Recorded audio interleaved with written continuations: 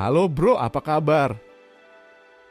Rusa terbesar di dunia adalah mus yang dapat tumbuh hingga 2 meter dari kuku ke bahu dan beratnya sekitar 820 kg. Rusa dapat menyelesaikan masalah yang membutuhkan kreativitas dan fleksibilitas. Oke, sekarang waktunya berpikir keras. Rusa adalah hewan mamalia yang termasuk dalam famili Cervidae yang memiliki ciri khas berupa tanduk yang tumbuh dari tulang tengkorak mereka. Rusa hidup di berbagai benua dan ekosistem kecuali Australia dan Antartika. Rusa memiliki pemimpin atau dominan dalam kelompoknya yang menentukan keputusan dan mendapatkan hak istimewa. Rusa berkomunikasi dan bekerja sama dengan sesama rusa menggunakan indera, suara, gerakan, dan kontak fisik. Rusa adalah hewan yang bersifat sosial, artinya mereka hidup dalam kelompok atau kawanan. Kelompok rusa biasanya terdiri dari beberapa individu yang memiliki struktur dan fungsi tertentu. Kelompok rusa dapat dibedakan menjadi 3 jenis, yaitu kelompok induk anak, kelompok jantan, dan kelompok campuran. Rusa adalah hewan herbivora, yang artinya mereka hanya memakan tumbuhan.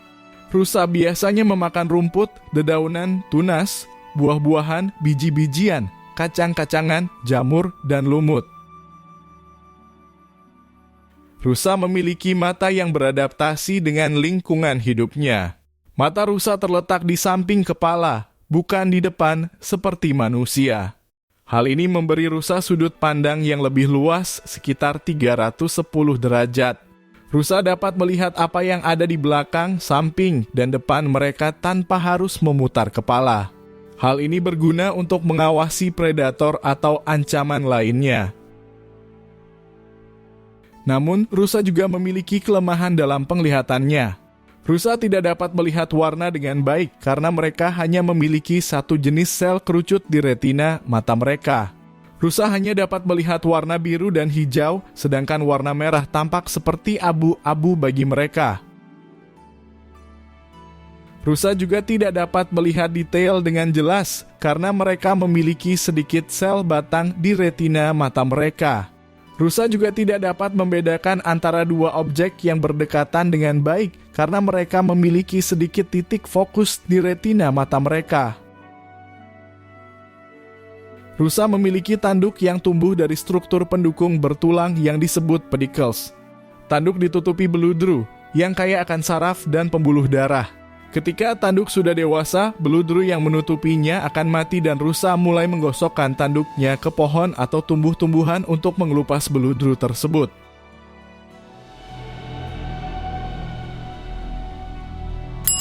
Jangan lupa untuk like, komen, dan subscribe channel kami. Tanduk rusa memiliki beberapa fungsi, salah satunya adalah melindungi diri dari serangan predator. Tanduk rusa juga digunakan untuk menarik perhatian pasangan kawin, berkomunikasi dengan sesama rusa, menandai wilayah, dan mencari makanan. Tanduk rusa biasanya jatuh pada akhir musim dingin atau awal musim semi dan akan tumbuh kembali pada tahun berikutnya. Rusa ditemukan di hampir semua benua kecuali Australia dan Antartika. Rusa hidup di berbagai ekosistem, mulai dari lahan basah, hutan gugur, padang rumput, hutan hujan, semak belukar kering, hingga pegunungan. Rusa terkecil di dunia adalah pudu selatan yang hanya beratnya sekitar 9 kg dan tingginya sekitar 36 cm saat dewasa.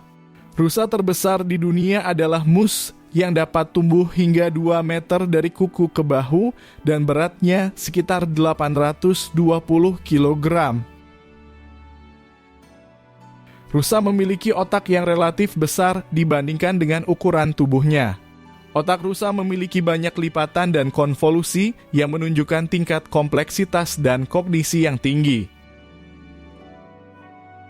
Rusa dapat belajar dari pengalaman dan mengingat informasi penting seperti lokasi sumber makanan, air, dan tempat berlindung. Rusa juga dapat mengenali pola-pola perilaku predator dan manusia, serta cara menghindarinya. Rusa dapat berkomunikasi dengan sesama rusa melalui berbagai cara seperti suara, gerakan tubuh, ekspresi wajah, dan bau. Rusa dapat mengekspresikan emosi seperti rasa takut, marah, senang, atau sedih melalui komunikasi ini. Rusa dapat menunjukkan perilaku sosial yang kompleks seperti membentuk hierarki, menjalin persahabatan, bekerja sama, bersaing, atau berkonflik. Rusa juga dapat menunjukkan empati dan altruisme terhadap sesama rusa yang terluka atau membutuhkan bantuan. Rusa dapat menyelesaikan masalah yang membutuhkan kreativitas dan fleksibilitas. Misalnya, rusa dapat menggunakan tanduknya untuk membuka pagar atau pintu atau menggunakan mulutnya untuk mengambil makanan dari tempat yang sulit dijangkau.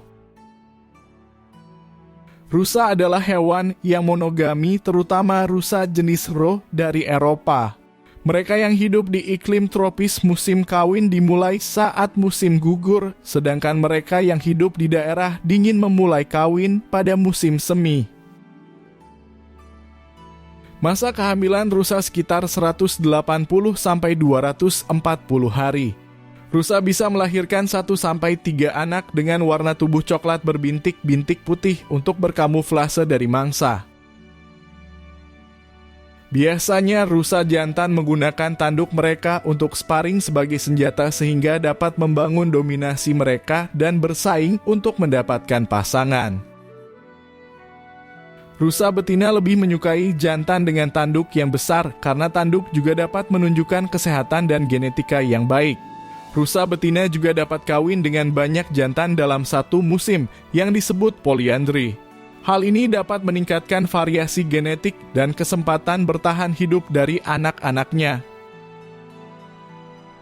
Rusa menggunakan komunikasi suara, gerakan tubuh, ekspresi wajah, dan bau untuk menarik perhatian pasangan. Rusa jantan dapat mengeluarkan suara yang keras dan dalam untuk menantang jantan lain atau menarik betina.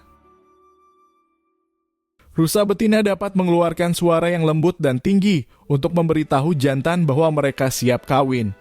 Rusa juga dapat menggerakkan ekor, kepala, atau leher untuk menunjukkan minat atau penolakan terhadap pasangan. Rusa memiliki banyak otot di telinga. Hal ini memungkinkan mereka untuk mengubah arah telinga, tetapi mereka tidak harus memindahkan tubuhnya. Kemampuan rusa mendengarkan jauh lebih baik daripada manusia. Rusa dapat menangkap frekuensi-frekuensi yang manusia tidak bisa. Rusa kurang aktif di musim dingin dibandingkan di waktu musim panas.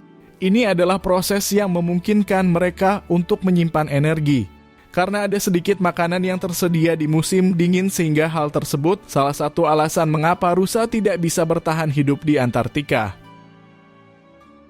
Jangan lupa untuk like, komen, dan subscribe channel kami. Sampai jumpa di video berikutnya.